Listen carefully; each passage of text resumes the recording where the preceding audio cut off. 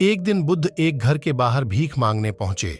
जैसे ही उसने दरवाजा खटखटाया, किसी महिला ने आकर खोला और बुद्ध को देखकर बोलने लगी, यह क्या? यह भिखारी सुबह कहां से आया?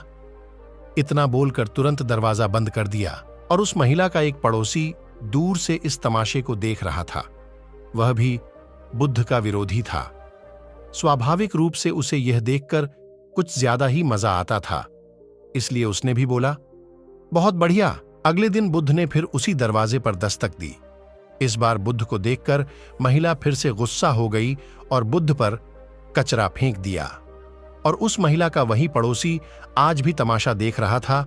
स्वाभाविक रूप से बुद्ध का ऐसा अपमान देखकर वह बहुत प्रसन्न हुआ। इतना ही नहीं, बुद्ध की हालत देखकर वह जोर जोर से हंसने लगा। तीसरे दिन बुद्ध फिर उसी द्वार के सामने खड़े हो गए, लेकिन आज वह आदमी बुद्ध को फिर से देखकर आश्चर्यचकित रह गया।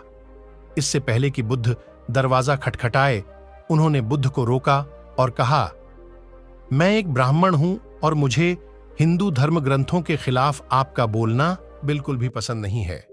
इसलिए मैं आपका कट्टर विरोधी हूं। तो आपका अपमान देखकर मुझे खुशी होती है, लेकिन आज इस दरवाजे पर तीसरी बार खड़ा होना मुझे फिर से हैरान कर देने वाला है। मैं आपसे पूछना चाहता हूं कि आप आज फिर यहां भीख मांगने क्यों आए, जबकि यह महिला 2 दिनों से आपका अपमान कर रही है। बुद्ध ने मुस्कुराते हुए कहा, यह आश्चर्य करने की बात नहीं है। आप चकित हैं क्योंकि आपको मानव मनोविज्ञान का कोई अनुभव नहीं है। किसी का अपमान करना या किसी पर कूड़ा फेंकना भी कुछ देना होता है। हर अपाकर्षण आकर्षण का ही एक रूप है। कल अगर किसी इंसान कचरा दिया होगा तो एक दिन वह खाना भी देगा। हालांकि वह व्यक्ति बुद्ध की इस बात से संतुष्ट नहीं था, फिर भी उसने मौन रहना जरूरी समझा। शायद वह यह सोच रहा होगा कि दरवाजा खटखटाओ, फिर देखते हैं। बुद्ध ने फिर से दरवाजा खटखटाया।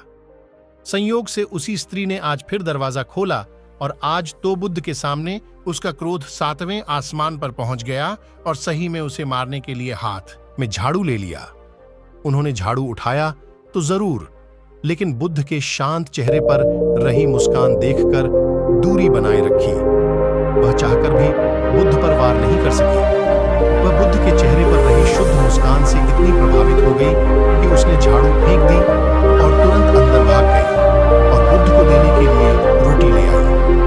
बुद्ध ने उस महिला को ऐसे धन्यवाद दिया कि वह महिला बुद्ध के चरणों में गिर गई और माफी मांगने के साथ रो पड़ी। बुद्ध ने किसी तरह समझाकर उन्हें शांत किया, लेकिन दूसरी ओर तमाशा देख रहे पड़ोसी को यह सब देखकर बुद्ध से लगाव हो गया। वह भी दौड़ता हुआ आया और बुद्ध के चरणों में गिर पड़ा और उनसे दीक्षा की मांग करने लगा। बुद्ध हंसे और बोले, मैंने कभी किसी घर से इतनी बड़ी भीख नहीं मांगी। फिर भी आज भोजन के साथ साथ एक शिष्य भी मिल गया।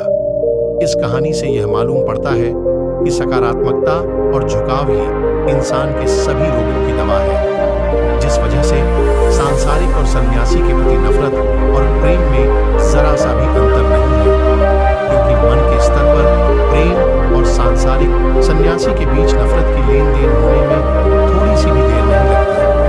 मन तभी शांत और स्थिर रह पाता है जब वह सभी तरह के लेन देन से ऊपर उठ जाए। इसलिए मिटा दे नफरत के बीज, बस दिल में सिर्फ माफ करने और प्रेम से भरी भावना रखें। आप हमेशा सुखी जीवन बिताएं।